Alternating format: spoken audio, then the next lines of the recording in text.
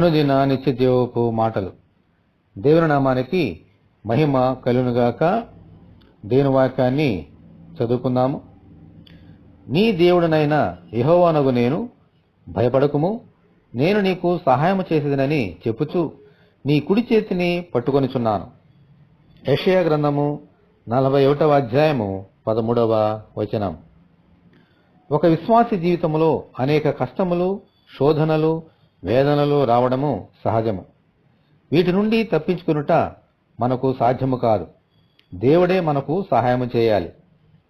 పేతురు నీళ్ల మీద నడుచుచూ గాలిని చూచి భయపడి మునిగిపోతున్నప్పుడు, ప్రభువా నన్ను రక్షించుమని కేకలు వేసి మొరబెట్టాడు. వెంటనే యేసయ్య అతని అల్ప విశ్వాసాన్ని గద్దించి తన చేయి చాపి పేతురు చేతులు పట్టుకొని లేవనెత్తి రక్షించారు. హల్లెలూయా. మన ప్రతి సమస్య నుండి లేవనెత్తడానికి యేసయ్య సమర్థులు. అందుచేత కష్టము వచ్చినప్పుడు మొదటిగా భయపడకూడదు, రెండవదిగా ఆయనకు మొరపెట్టాలి, మూడవదిగా ఆయన యందు విశ్వాసముంచాలి. ఇటువంటి గుణములు కలుగజేయమని ప్రార్థనలో మనమందరము దేవుని వేడుకుందాము. ప్రభువా మీకు వందనాలు ప్రభువా. ఈ లోకంలో సమస్యలు లేని వారు ఎవరూ లేరు తండ్రి.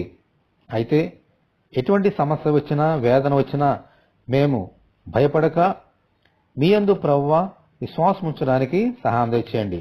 దేనికి భయపడకుండా మీకు మొరపెడుచు మీ యందు విశ్వాసము ద్వారా గొప్ప కార్యములు ఈ లోకంలో చేయనట్లుగాను, మా సమస్యలను జయించినట్లుగాను సహాయం దయచేయమని, ఈ వాక్యము వింటున్న నీ బిడ్డలందరినీ దీవించమని యేసు అతి పరిశుద్ధమైన నామములో ప్రార్థన చేయుచున్నాము తండ్రి. ఆమెన్. ప్రభు కృప మనకు తోడేండునుగాక. ఆమెన్. పరిశుద్ధ దేవుని మందిరం.